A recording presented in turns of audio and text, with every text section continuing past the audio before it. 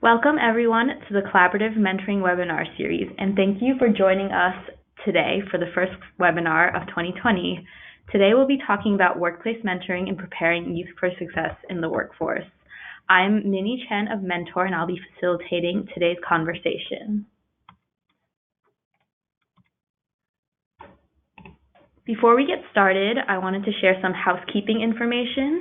At the control panel on the side of your screen, you will see a handout section. Here you can download the slides and follow along with today's webinar. In 1 week, you'll also receive an email with information about how to download the slides and view the webinar recording. You can also access this information directly by going to Mentor's website in the next week. And to continually improve this series, we're looking for your input. A short survey will pop up as you exit the webinar, so please take 3 minutes to give us your feedback. Let's get started. So for today's webinar, we'll be discussing workplace mentoring and ways programs, companies, and volunteers can all work to support and prepare young people for success in the workplace. Last October, Mentor released this workplace mentoring supplement to the elements of effective practice for mentoring that took a look at some of the major trends within the field. One major trend we have found in the youth mentoring movement over the last decade is the expansion of mentoring roles into settings that go beyond dedicated mentoring programs or typical youth development contexts, such as schools and after-school programs. One of these settings, of course, includes the workplace as a unique environment where mentors and volunteers can bring supports and opportunities to young people, not only as caring adults, but also in the specific realms of college and career preparation. In the supplement, we talked about a 2015 survey of organizations that provided mentoring services across the country. We found that 26% of these agencies provided workforce development and job training services. It was found that overall, the third most common goal of mentoring programs was career exploration and engagement. There currently are a variety of career and workplace mentoring options for youth at all different ages, depending where they're at in their career development stage. There's creating excitement and interest in the field, to giving young people direct work experience, to build those hard and soft skills. We have seen that these workplace mentoring programs often involve complex structures and cross-organization partnerships with mentors in these settings, wearing multiple hats in their role, such as being a supervisor to their mentee and learning how to navigate that dynamic that wouldn't be present in a traditional community-based, school-based, or a school-based mentoring program. In addition to these trends, we definitely recommend you checking out the workplace supplement that outlines recommendations for best practices for each benchmark in the elements based on current research and literature, some of which our panelists will be discussing and touching upon. So for today's webinar, we'll be hearing from 3 different panelists to learn about how their unique programs are engaging employees from partners, gain insights on how to increase access and opportunities in workplaces for diverse use in their programs, and learn about how some of those best practices for supporting young people in their workforce development and career readiness skills. Before we begin, we want this to be a participatory experience, so please use the question box on the side to ask your questions throughout the webinar.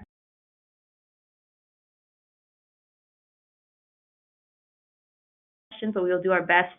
The questions we usually share with our panelists are generally ones that broaden or deepen the field. So I'd love to get a sense of who is with us today. So for this first poll question, we would love to know, what is your experience level in the mentoring field? Are you a beginner, experienced, or an expert?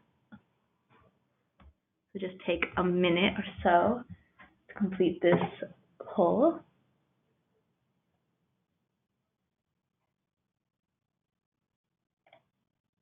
Okay, so it seems like the majority of you all, 60% experienced. We have 31% beginner and 9% expert. So really welcome you all from different experience levels.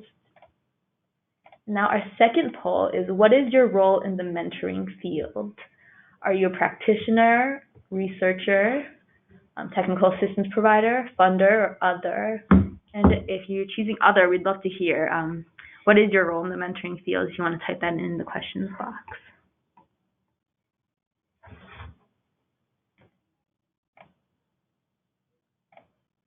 Okay, so it seems like the majority of you all are 62% practitioners, and we have some technical assistance providers. Small percentage of you all are funders, and 22% other. So we definitely welcome you all. And then we have one last question for you all. We'd love to hear what you're interested in or hope to learn about from today. So what is one question that you have currently or something you're excited about? So type in your questions in the questions box on the side, and hopefully we'll be able to address these questions today.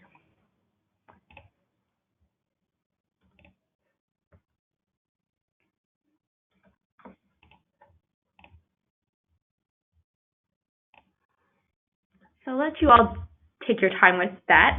Again, welcome everyone. We hope that today's information will be applicable to you all on the line, no matter where you are, your organization, and your role. Now I'm so excited to introduce our three wonderful panelists that we have.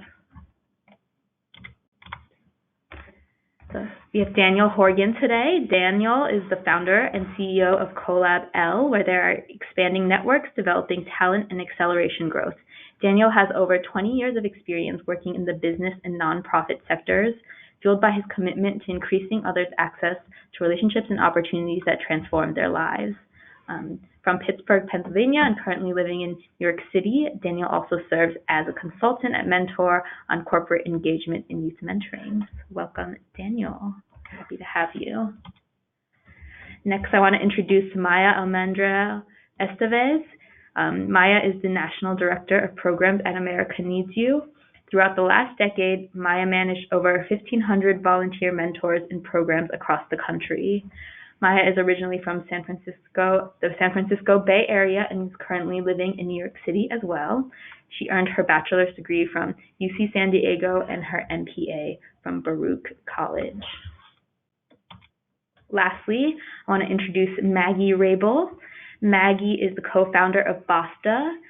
Some of her previous roles and work experiences include being responsible for leadership recruitment at KIPP, growth strategy and development at Teach for All, and recruitment and selection for DC public schools. Maggie received her bachelor's in psychological and brain sciences from Johns Hopkins University and is currently based in Philadelphia, Pennsylvania. Thank you so much to Dan, Maia, and Maggie for joining us and bringing such a wealth of experience and knowledge to today's webinar. Now I'm happy to reintroduce Dan Horgan, who will be talking about Cultivate and the Connect, Focus, and Grow training series. So take it away, Dan. Awesome. Thanks, Minnie. Welcome, everyone. Thank you so much. I'm super excited to join Mia and Maggie, two programs that I really have a lot of respect for, and super excited to learn from them today as well. I thought that it would be helpful just in terms of kicking off my section today is just giving a little bit of framing around workplace mentoring and particularly partnering with companies or employers. Through a lot of the work that I've done across the country, I've learned a lot in the experience of working across industry, across different size employers, different contexts within the community, and different types of mentoring programs. And the three things that I'm going to share up front for framing purposes, I hope that, those who are experienced, you sort of nod your head and agree. And for those who are beginners, I hope that this provides some valuable insight to support the work that you're doing. My first framing here is to connect with people where they are. Mentoring can be defined in all sorts of ways. If you walk into any room and ask everyone to write down their definition of mentoring or what they envision mentoring to look like in action, I guarantee you'll probably get lots of different perspectives and opinions around it. So the language that we use really matters in terms of creating an inclusive space where people can really understand the importance of connection, of developing powerful relationships that support them where they are and where they want to go, and the strong sense of belonging and sense of community. Often in the mentoring space, we talk a lot about training up mentors and really supporting them on their journey. We talk less often, in my experience, about training up young people themselves and understanding the power of relationships, how to build effective relationships and manage those relationships that are healthy and productive and helping to move them along in their academic, career, and life goals. So I think what's really important in connecting with people where people are is, at the end of the day, providing the type of support for all people that are jumping into these relationships and engaging with one another. I did a focus group in the south side of Chicago a few years ago with a group of opportunity youth, disconnected 16 to 24-year-olds from education and workforce. And what was really fascinating was when we first kicked off the focus group, a lot of the young people in the room were like, I don't even know what you're talking about when you say mentoring. I don't know what a mentoring relationship is. I don't know how I would get one, what I would do if I had one. And so it really was an opportunity to take a step back and talk about the importance of connection, the importance of building trusting relationships with somebody who has your best interest in mind, who's willing to meet you where you are and journey alongside of you, not direct or coach or tell you what to do, but rather to coach you along your own journey. The other thing that stood out from that is just connecting with people that are a few steps ahead of you versus multiple steps. A lot of the young people that I've worked with that have been disconnected from community and workplace have often talked about they get introduced to people that are 10 steps or more ahead of them, and it feels overwhelming. It doesn't feel accessible or relatable. And so if you can connect them to people who are a few steps ahead that can share their insights and their experiences, it brings them along in a way that feels more relatable and more accessible. If you can flip to the next slide.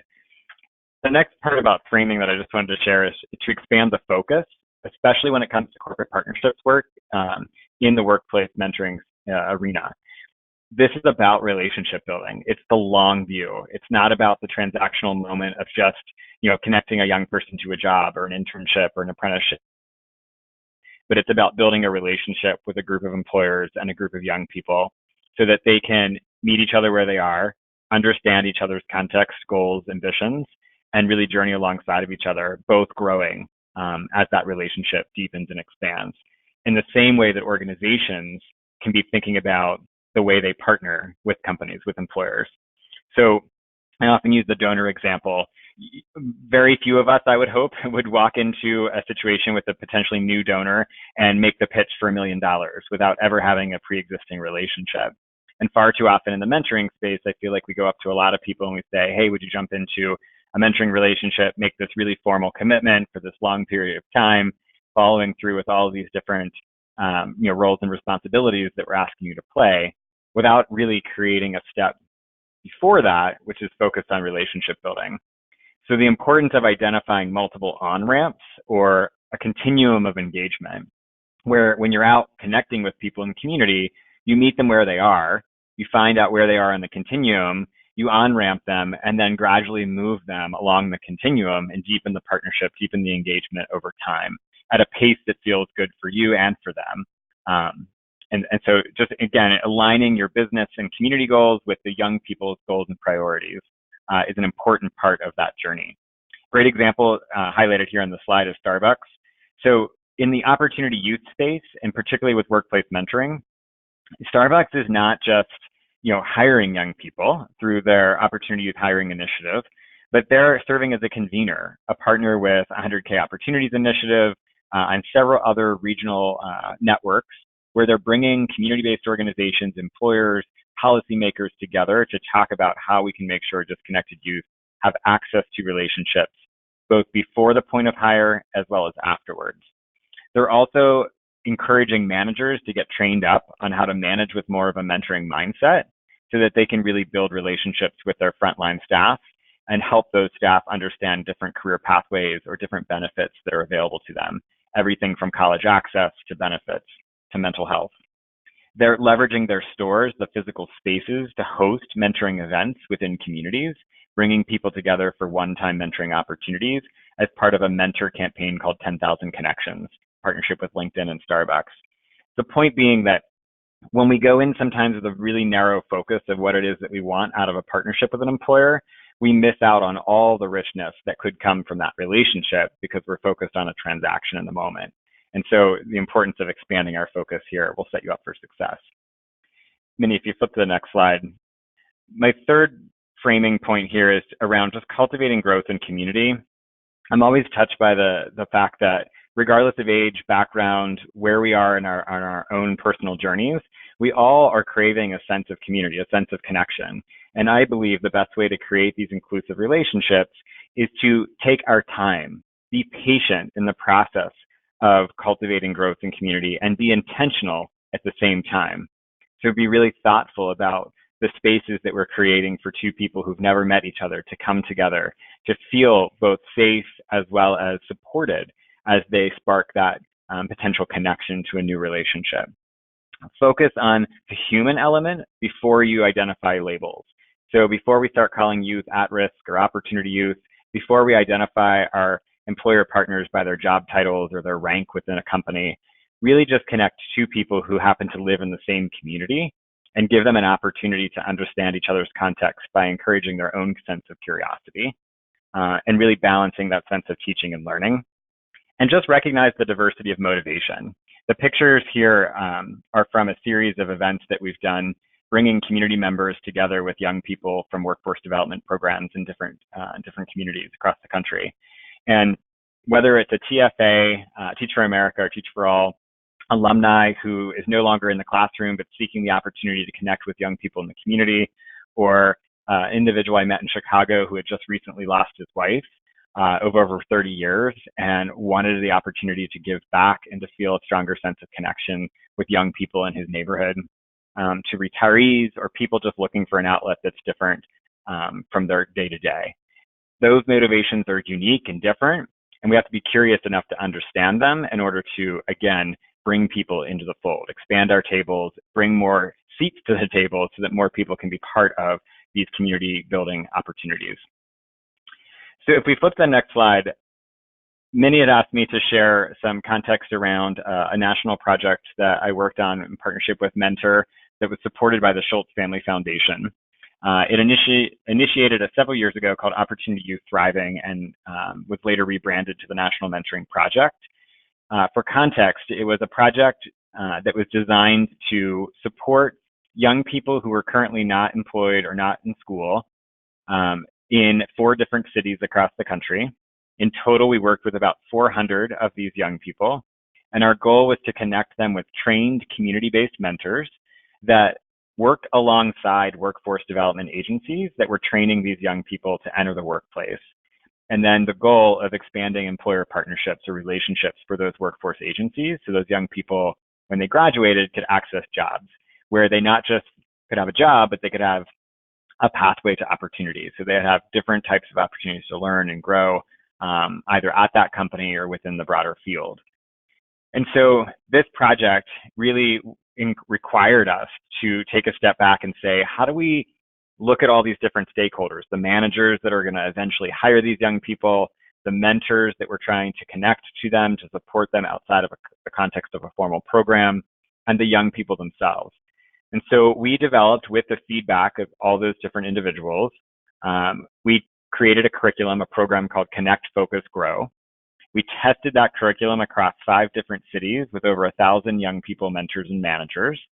And we have since taken the Connect, Focus, Grow core curriculum, and we've further customized it in different corporate settings across different industries, geographies, and contexts. So whether we were talking about training up managers who are going to host youth for summer youth employment programs or internship initiatives, whether we were training employee volunteers that were going out into classrooms to lead STEM activities on a one-time basis, but maybe returning to the same school over time, or apprenticeships or project-based learning, we wanted to make sure we were providing the right level of support so those experiences didn't feel transactional, but were moments where relationships could really be fostered and developed over time. The training in terms of just logistics, we have facilitated in about an hour and a half to 3 hours. It is super interactive in design. I'm going to walk you through a little bit of at a high level what the curriculum entails, but it really applies to adult learning theory. It caters to the diverse ways that people learn when they come into these workshop type settings. And it really does aims to meet people where they are and sort of bring them along in the process as we go through the training and provide additional wraparound support afterwards. Typically, our sessions are about 10 to 50 or so participants. We try to keep them under 50 just to maximize everyone's engagement and overall learning experience from each other. And we've also since adapted the in-person training into an online course, a 3-part series for those who, again, we heard from mentors, we heard from managers that sometimes it can be really difficult to get out to an in-person training, particularly if we're looking at like hospitality or retail industries. It can be challenging if you only have a store manager, a shift supervisor or 2, and all frontline staff to be able to step away for these types of community trainings. If we flip to the next slide, this gives you just a quick outline or overview, if you will, of the three-part curriculum. So we are intentional about designing the curriculum in these three spaces. First, around connection. So how do we, again, meet each other without focusing in on the labels that we're putting on each other? Typically in these types of settings, how do we build connections with people where, again, we try to understand their context, their values, the sort of the why behind what's motivating them to be a part of a program or to seek a job. And again, the more context we can understand about someone, the easier it is for us to journey alongside of them, not make assumptions about what they need or what they want, but by being curious enough to ask them to gather that information, we really can provide a better level of support that feels more relatable and accessible to that individual. So the connection phase, I will tell you, is about 50% of the training. It has a lot to do with increasing our own sense of self-awareness and the natural tendencies that we tend to bring to relationships, both in terms of our communication styles, our personality styles, and how we can create the most inclusive environments where we can effectively communicate across differences as well. The second section is around focus. So this is where we're trying to clarify direction. So in the first section around connection, it's also about exploring our interests. Focus is about starting to set goals, leveraging our existing strengths, so taking a strength-based approach, and really then enhancing and developing or building upon our already existing skills and competencies. This enables us in the training, whether we're working with mentors, managers, or youth, to talk about the importance of knowing where we're going, beginning with the end in mind, and then thinking about all the diverse pathways and networks that can help us get to that end game, which leads to the last part, which is all about growth and cultivating that growth mindset. Just acknowledging that all of us are going to face challenges along our path.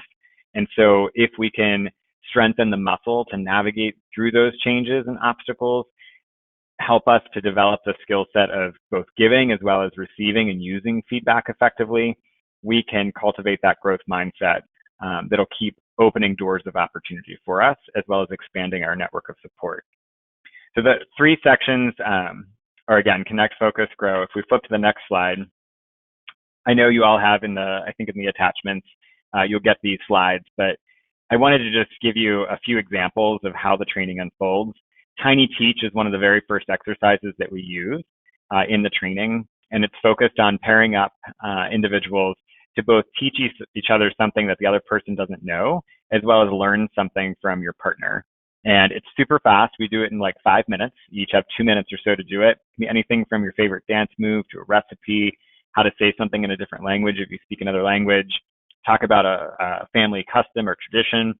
But the point being, it really shows that all of us have something to teach and all of us have something to learn, and sort of equals the playing field or addresses the power dynamic that sometimes is in play in these workplace mentoring situations. Career Scramble is another example where we use a series of puzzles. Every group gets a different bag of mixed up puzzle pieces, and they are told they have to put their puzzle together in 5 minutes or less. They realize pretty quickly that they've got to change puzzle pieces with other groups. And it just shows that if we want to build community, we have to take a step back, zoom out, and really assess what are the resources that are in play that we need to achieve our vision. The vision of each puzzle is actually on the bottom of the puzzle board. And so most people don't look there. And so part of it is people are scrambling to put together a puzzle that doesn't typically match the picture on the bottom.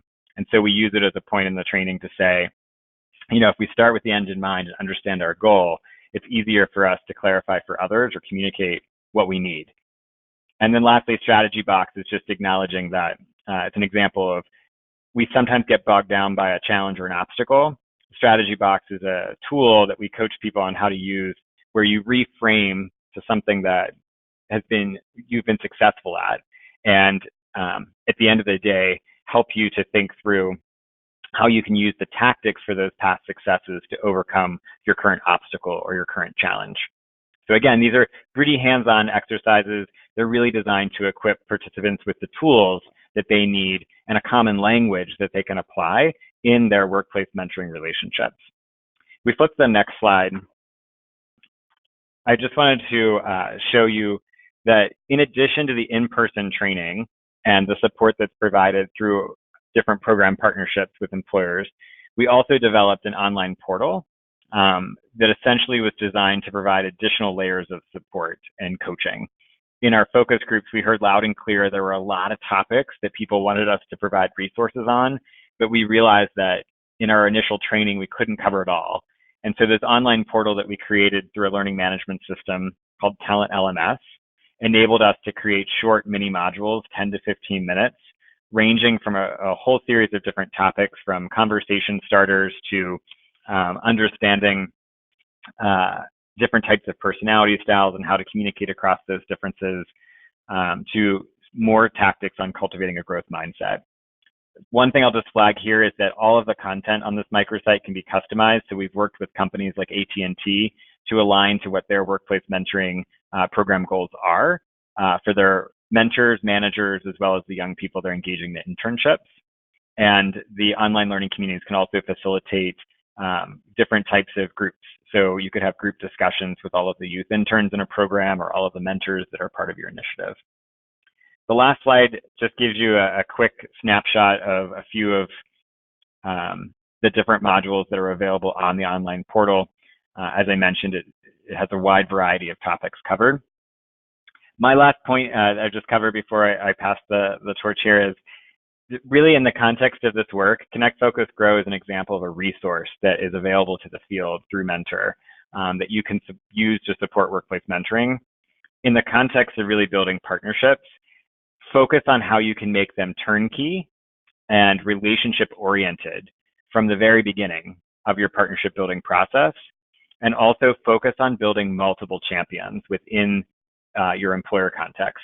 The more people you can have advocating for these types of experiences internally at all different levels and within different functions, the more sustainable that partnership is going to be for you, and the more opportunities will unlock for the youth that you're aiming to support. So, Minnie, I'll toss it back over to you. Thank you so much, Dan, for sharing, and I hope everyone, you have access to the slides. You can definitely take a look at kind of all these different activities and information that Dan had to share. I now want to pass it on to Maia and to talk about more about the work of America Needs You. Hi, everybody. My name is Maia. I am the National Director of Programs here at America Needs You. We are a 2-year intensive career development program specifically serving first-generation college students. We run programs across the country in New York, New Jersey, Chicago, and Los Angeles. And Minnie, if you jump to the next slide, I can highlight a couple of key elements of our program. So again, we're a 2-year program serving students who are currently in college. We start with students as they are rising sophomores and then finish with them at the end of their junior year. That decision is a little bit unique when you look at some of our peers. So what we're thinking about when we choose to work with this group of students is giving students enough time to figure out being college students in their freshman year. And then by the time they get to their senior year, they are, what we found through a lot of trial and error is by senior year, there are a lot of competing priorities. So our sweet spot was really in this pivotal time in sophomore and junior year. Our model is one-to-one mentorship, meaning every single one of our students gets one mentor. We really do a lot of intentional community building in our cohorts. So a student is selected as one of 75 or 100 students in a given cohort each year. And while a student has one mentor, they are strongly encouraged to build relationships with the community of mentors there for them. And the last piece, and this is really the secret sauce to why I love our program so much, is that we're truly volunteer driven. So while staff are there to lead lead workshops and facilitate. A volunteer can jump in at so many different levels depending on what their expertise is, what they're excited about, and where they themselves want to grow. So it's as simple as a volunteer being able to facilitate some of our content, to put together a career panel, to bring in their teams to volunteer with them, and that sort of nimbleness in the volunteer opportunity is what keeps us really special. We also work really hard to build a program that is just as beneficial to our volunteers as it is to our students. So after every one of our Saturday workshops, there's always a volunteer social, so that there's a networking aspect in it for them too. Okay, let's move to the next slide. And here are a couple of quick stats about what our volunteers themselves are experiencing in our program. So a little less than 80% said that they learned new skills that benefited their own careers as part of the mentoring cohort. More than 90% said that they felt like they were able to utilize their own professional background, and then 80% agreed that trainings prepared them for their volunteer role. So we look really closely at the volunteer experience here because, again, our volunteers are the people who are often driving potential partnership connections and opening doors for us and for our students. Let's move on to the next slide.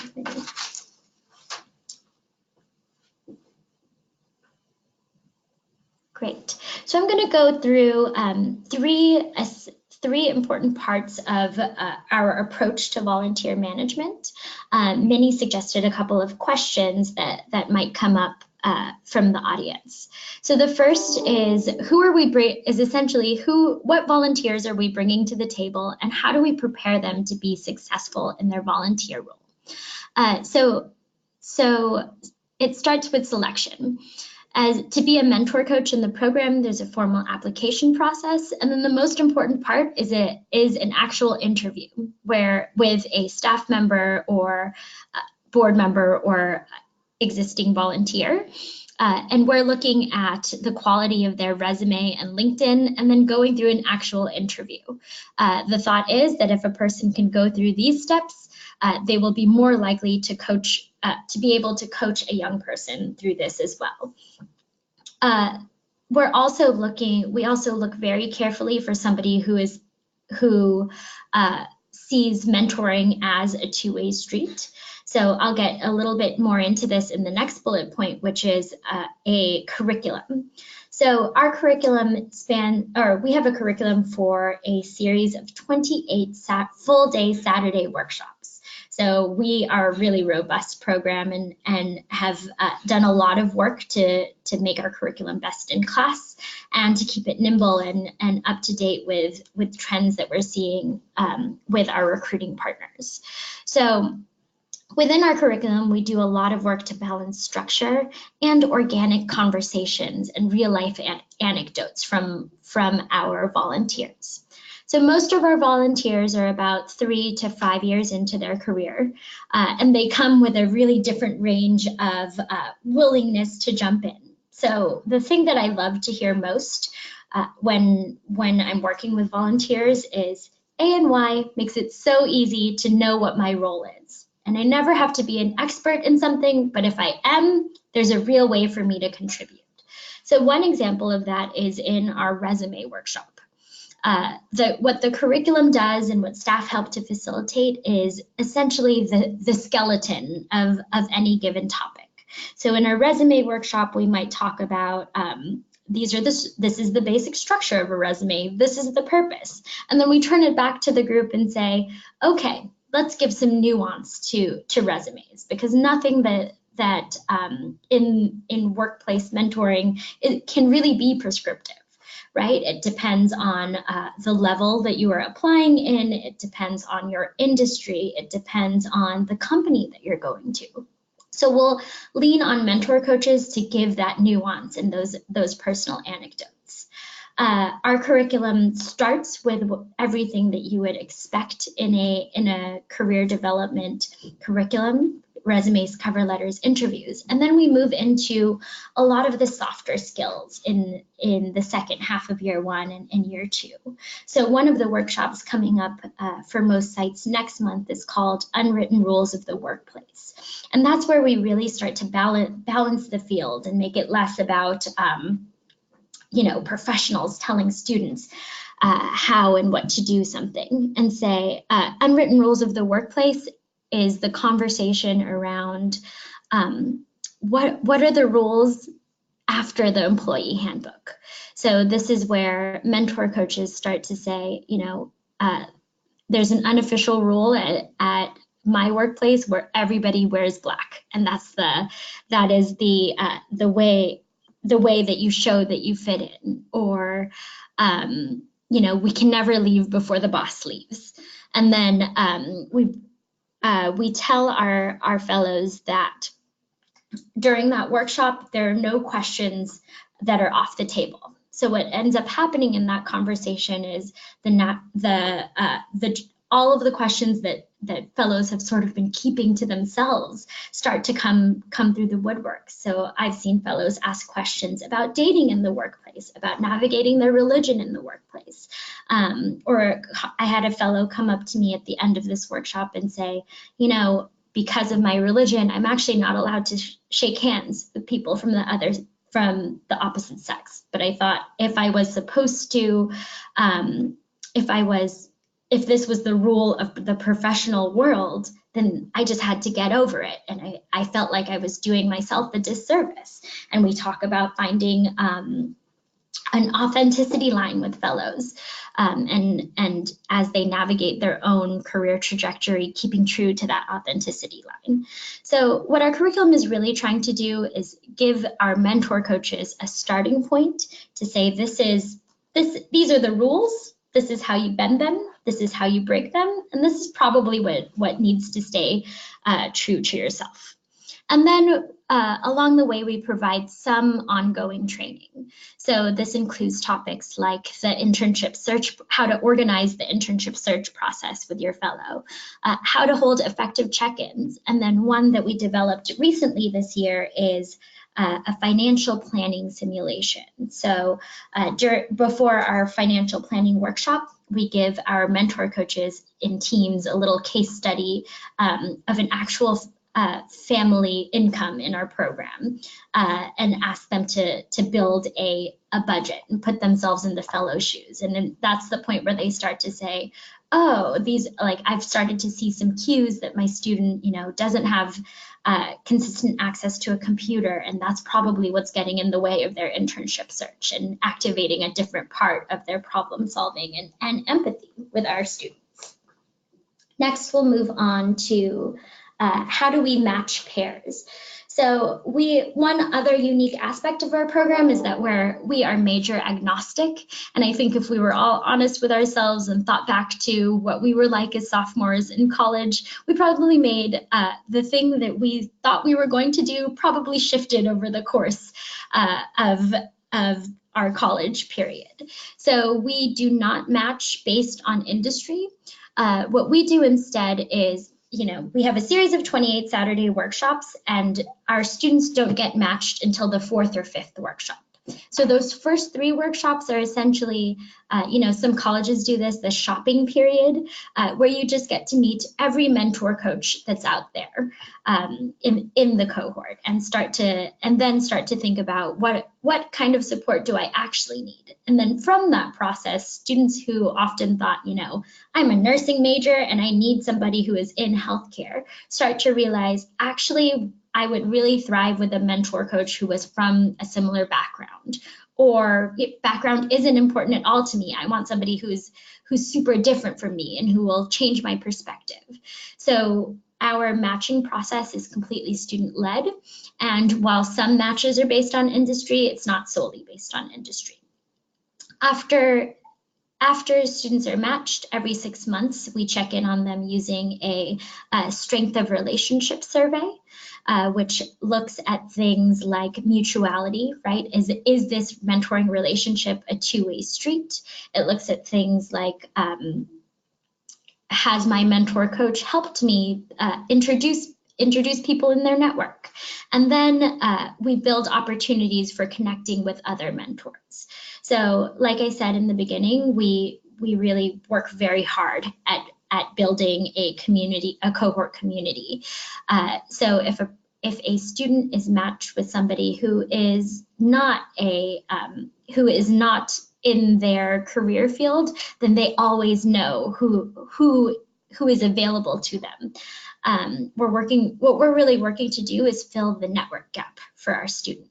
So they have not just one mentor, but 100 mentors that they have access to. And then my last slide here is about corporate partnerships before I wrap up this section. So I think Dan talked about this quite a bit, but we leave all of our corporate partners invest in us financially, and then they do something else, which includes opening up internship opportunities, providing the volunteer mentors for us, or other in-kind support, like we have clothing day coming up in 2 weeks where all of our students will get access to professional clothing and interview attire. So they might support in that way. But really what we're doing here is keeping ourselves nimble enough and creative enough so that we're leveraging partners for where they have expertise. So one of my favorite workshop moments is we work with a financial institution that's very well known for their retirement planning. So during our year 2 financial planning workshop, a financial planner actually comes in and does a session with us of content that the firm builds themselves. And then our fellows and our mentor coaches are able to ask really more technical questions to this person. It's a value add for our fellows, a real value add for our mentor coaches, and it's a great experience for our corporate partners. So we have now done that for 3 years, and that's something that came up really, really organically. You know, one of the volunteers who works at this firm suggested it one day, and we said, why not? Let's try it. And it really worked. And then last but not least, we give volunteers the tools to open doors for us. So that includes volunteer trainings about pitching us to partners. It includes ongoing conversations. We have a goal this year of talking to half of all of our volunteer force about getting involved with their companies, because we know that those opportunities are out there, and if we get the creative juices flowing and get the conversations happening directly from staff to our partners, and staff at every level, so even our coordinators can have these conversations, then it just becomes so much easier for those corporate partner doors to open up for our students. Thank you. Thank you so much, Maya. It was great sharing some of your best practices, and I think we can all take a lot from that. So now I want to introduce our last panelist today, Maggie Raible from Basta. So welcome, Maggie. Thank you for joining us. Thanks, Minnie, and hi, everyone. I'm really excited to be here, and I have to say I think Mentor did a really great job of bringing together sort of a complementary but different slate of organizations. And so as I go through, we'll try to call out for you all the ways in which Basta is different and similar to what you've heard so far. So we are Basta. We launched 3 years ago, so we are still a pretty early stage organization.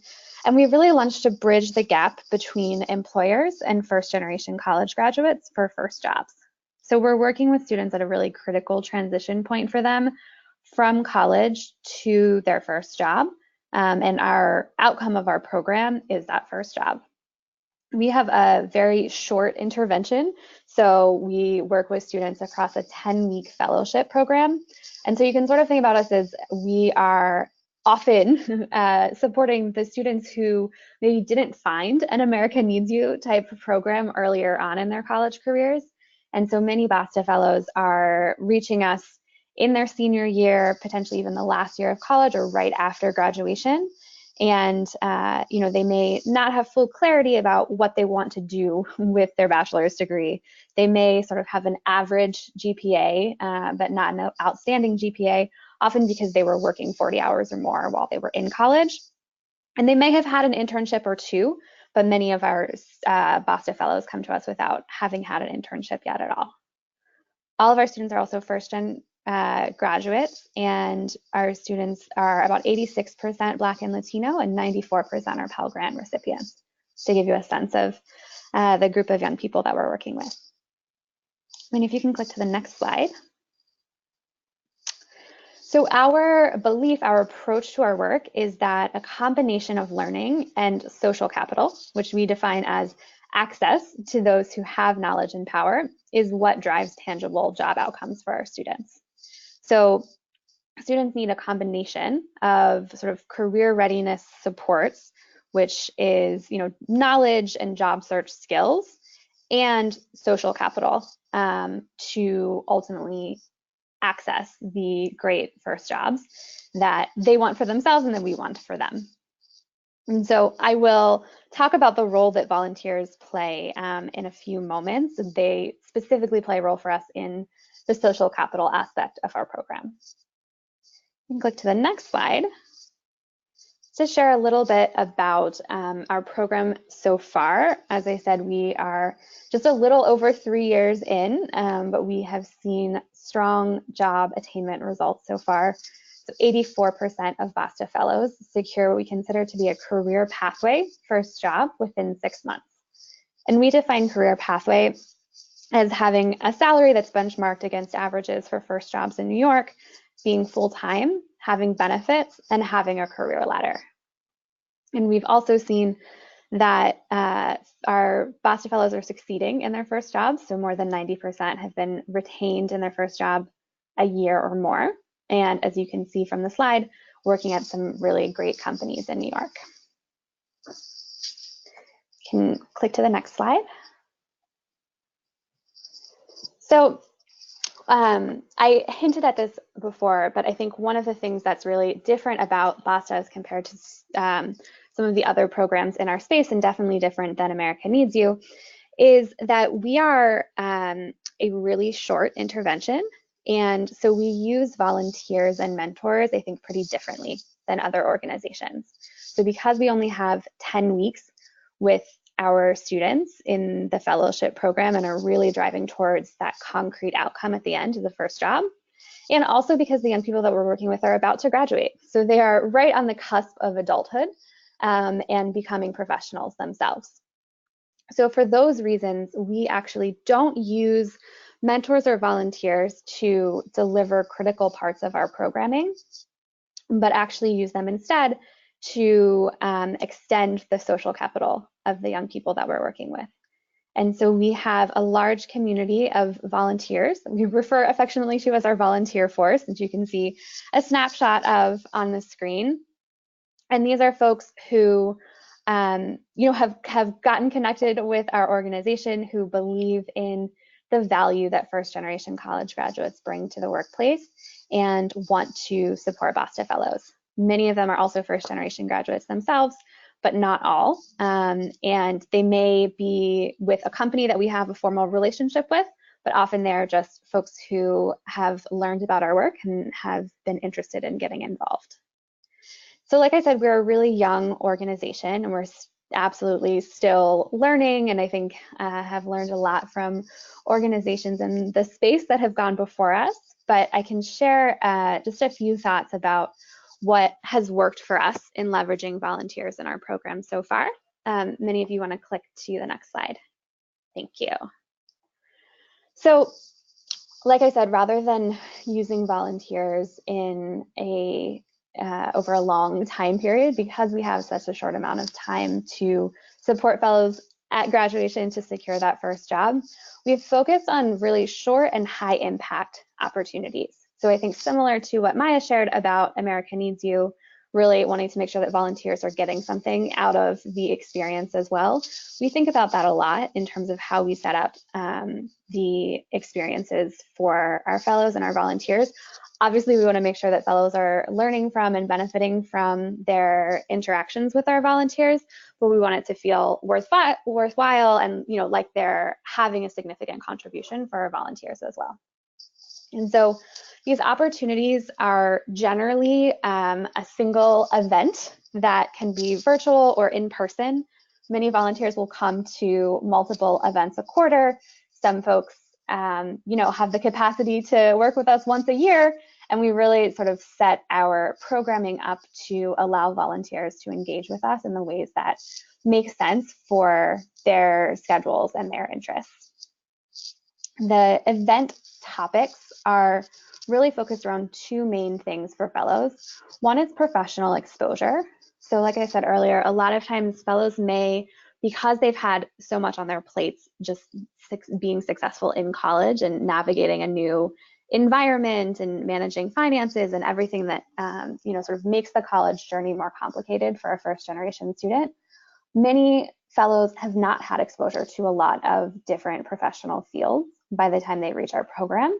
And so one of the ways that volunteers can be helpful to students is just by talking about their work and the organizations, their field, their company, and really helping fellows just get exposure to all of the different potential career paths that are out there. And then the other main thing that volunteers do with Basta Fellows is serving as a sort of place for them to practice, right? So practicing interviewing skills, practicing their networking skills, which can get a little meta, but really having opportunities to have that exposure to professionals and feedback. And we're thoughtful about the guidance that we give volunteers to make sure that they feel like they have the tools they need to give fellows feedback in ways that are helpful for them and aligned with our program.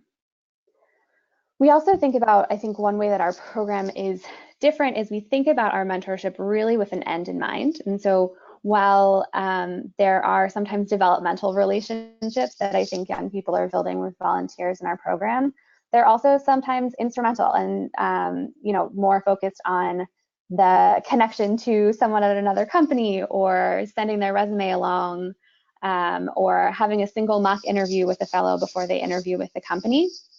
And that is really part of how we've designed our program because of the sort of nature of how we work with students and the time frame that we're working with them in. One thing I will share is I think as we were starting out, and like I said, we're a young organization and constantly learning, we definitely have had some missteps in trying to set up relationships between volunteers and our fellows. And at one point, I think we experimented with a more long-term mentorship model and realized that at that point, our fellows had not had enough exposure and training in what it meant to have a mentor to be able to effectively leverage their mentor and also show up in a way that, you know, sort of made the best impression for themselves and built on, allowed them to build an effective reputation in the professional world. And so we felt a little bit like we were putting fellows out and not setting them up for success. And so ended up in our second program sort of pulling back from that longer term relationship and focusing on these smaller interactions, but also giving fellows more interactions with more people. And now we're actually just starting to pilot again a more long-term mentorship program where we're focusing on students who we know sort of have the capacity and the moment to absorb that kind of ongoing mentorship relationship, which frankly not everyone does, just in terms of time, in terms of practice and experience. And so our new mentorship program is going to be, focused on students who are really looking for that from the program, a smaller group, and sort of giving them a little bit more structure for how to manage the relationship. Lastly, I will say that we are, because of the way we're structured, always thinking about how we can use volunteers and mentors and move them towards hiring partnerships with their companies. So ultimately, our goal is to connect Basta Fellows with first jobs.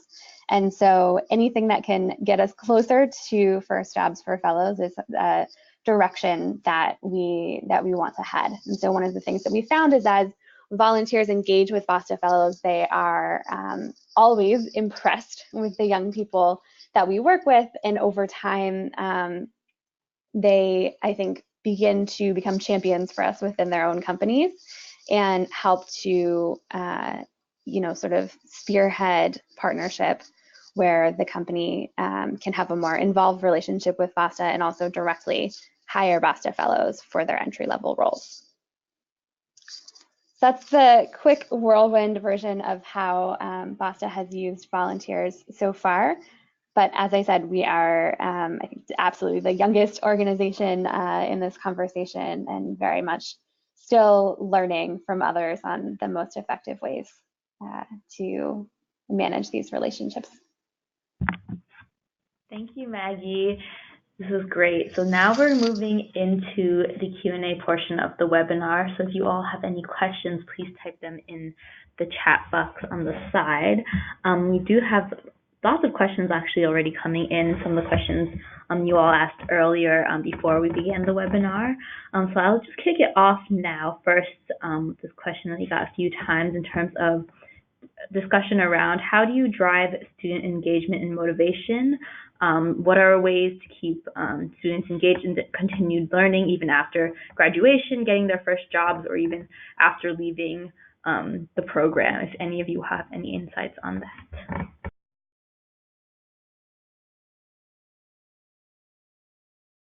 This is Dan. I can jump in and start us off.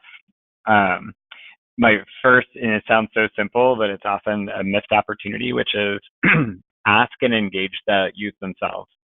So if you're looking to try to deepen engagement with students that are in your program or with students who are alumni of your program, really co-create what that engagement strategy looks like in partnership with them. They're the most informed, being the closest to their perspective, their needs, their interests, and oftentimes will be great partners with you in terms of both design as well as promotion and driving the engagement from their peer group.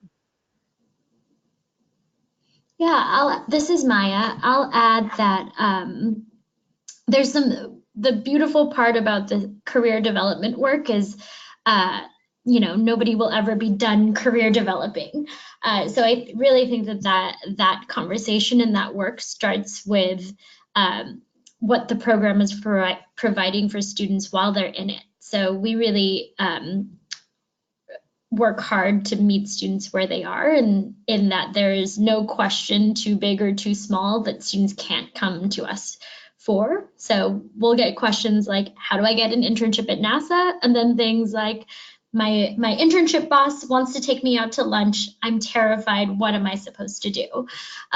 So that started the extension of that into their career. And we also have ongoing touch points. So after a student finishes the 2-year program, we have ongoing virtual panels and alumni mini workshops where we intentionally, essentially twice a year, build alumni opportunities. And really our alumni just want to connect with each other and ask each other questions. So we really see ourselves facilitators as that connection.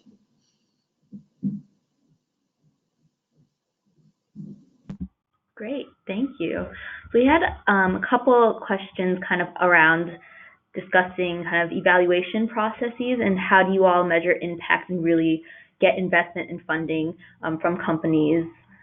Since from this person's experience, companies want to better understand the value of such programs for staff development and retention. So do you all have any strategies or tips for really showing and kind of showing your progress and your impact?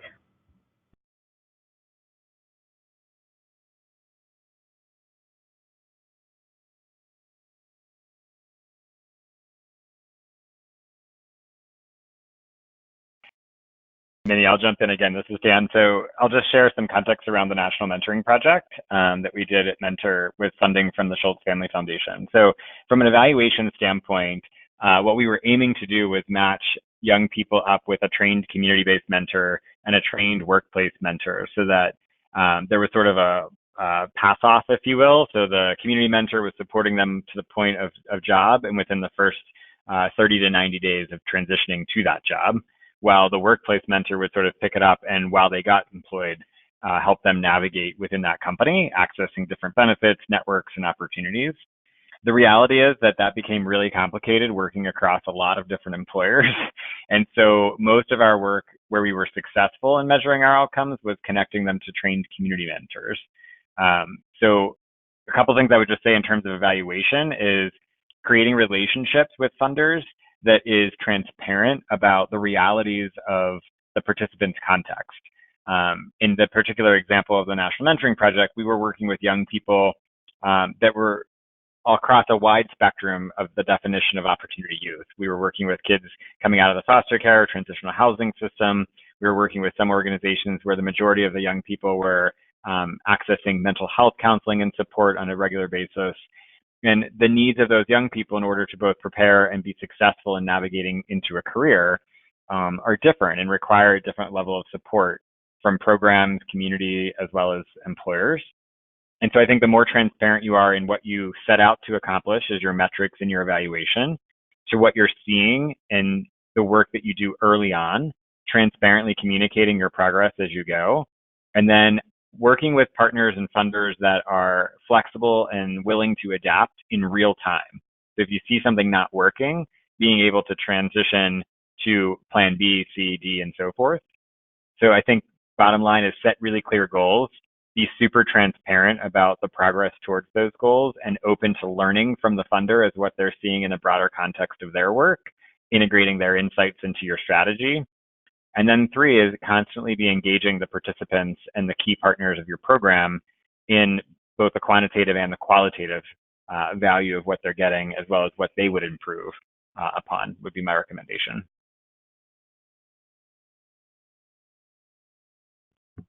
Great, thank you so much, Dan. So this is a question I think directed at Maia and Maggie. This person just kind of wants to know more about where do you recruit your students, and if you had any specific partner schools or community organizations that you could just talk about briefly. Sure, I can start with that. So we work with universities across all of our sites to recruit our students while they're freshmen in college. In New York, we specifically work with CUNY schools. Something that we're starting to do more of is launching more formal partnerships with our community, or with our university partners that really like deepen our university partner relationships and invest more deeply in those relationships rather than, you know, looking across an entire state or urban region as well. Hi, this is Maggie. I can share a little bit for Basta. We've taken a different approach. We work mostly with nonprofits in New York who are supporting students, first-generation students, through their college journeys. So college success organizations, both charter school networks that follow their students all the way to and through college, and other independent college success organizations in the city. That's really how students started finding out about us in the beginning, and we were sort of the handoff point from college to career for those organizations. And then increasingly, we have started to build some partnerships directly with universities, also the CUNY system in New York, and are seeing over time a greater and greater percentage of our young people are finding us through referrals from Basta alumni, which is, you know, something we're always really excited to see. Thank you both. So this question was on kind of more, if you all could just talk more about some of the struggles and challenges you have faced while kind of maintaining your workplace mentoring programs, and kind of how you have overcome them, or kind of how you've experienced and faced them.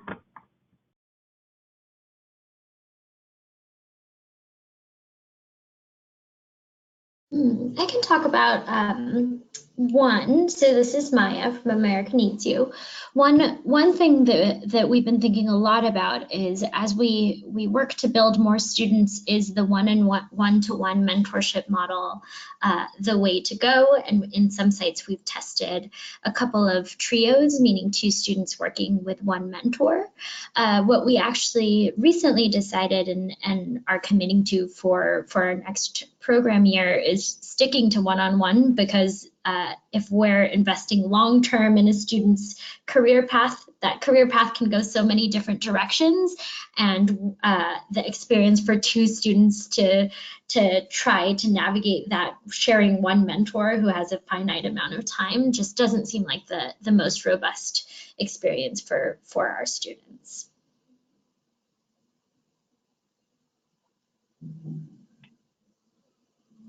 Minnie, I can jump in and just share. I think family engagement or parent engagement is an area that I would identify as both a challenge and also an opportunity for a lot of workplace mentoring programs.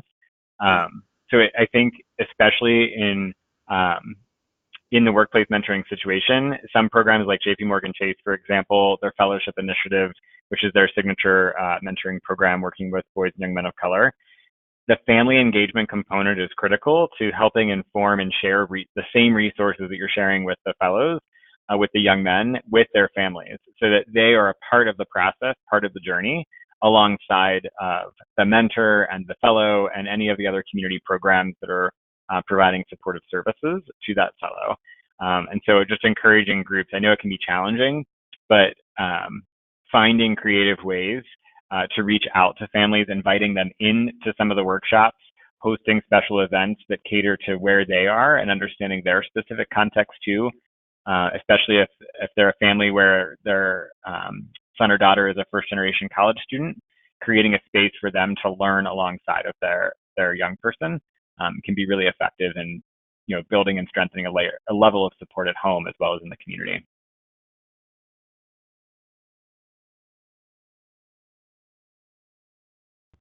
Great, thank you. I think we have time for one more question.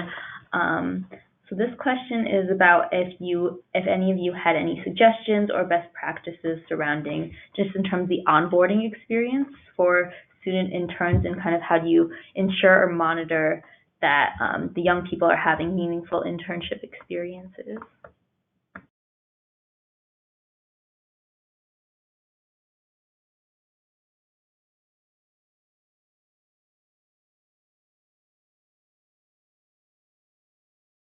I can start. Minnie, to clarify, you said how do we support the onboarding experience for our students into their internships? Was that the question? Yep. Sure. So, on the onboarding experience into the internship, we can only do so much. What we do encourage our mentor coaches to do is we give some summer. Most of our students are completing summer internships, which is not when our program is not formally meeting. What we have done in the past is produce some conversation prompts. What is your manager's natural communication style? Are you building relationships with other managers on your team? Are you making the social aspect part of a networking aspect part of your job as well, those types of things. And then when a student ends an internship, we also do a survey at the end of their internship to better understand their internship process. And then if that is an internship that's through one of our formal partner and recruiting pipelines, then we'll have a similar conversation to the recruiting partner. And from that, we learn a little bit more about what we need to include in our curriculum, any coaching that specific students need. But, at the end of the day, it's really about a two-way conversation where if something is not going well in an internship, a fellow or an internship provider knows exactly who they can go to on staff to relieve the situation early on. This is Maggie from Basta. I can add a bit to that. Our program is not specifically around internships, but when we think about a fellow's first few months in their first job, we recognize that there is a lot to transition to, and the professional environment may be very new. So one of the things that has been important for us from the beginning is continuing to support our alumni through their first year of work.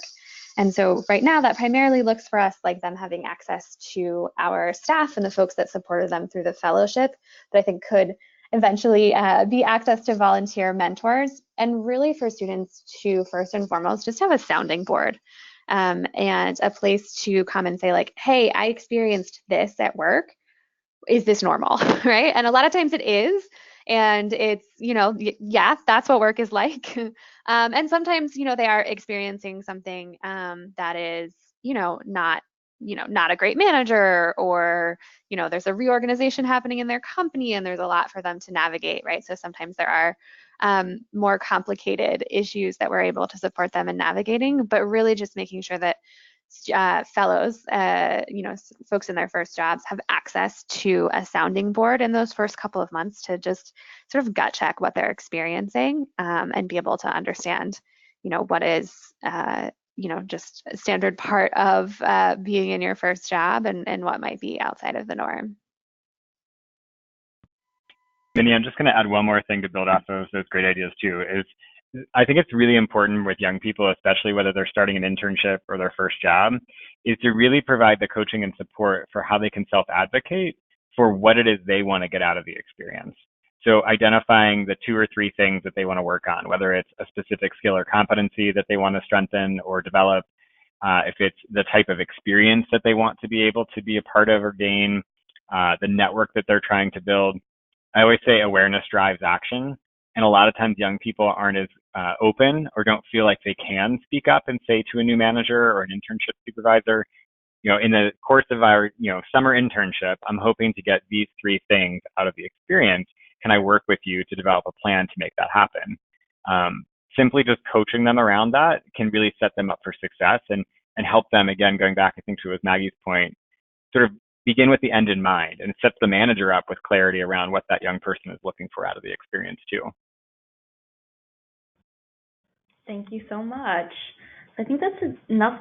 That's all the time we have today, but we're sorry we couldn't get to everyone's questions. However, panelists were kind enough to share their emails with you all, so please feel free to reach out to any of our panelists if you have further questions about anything that was shared on today's webinar.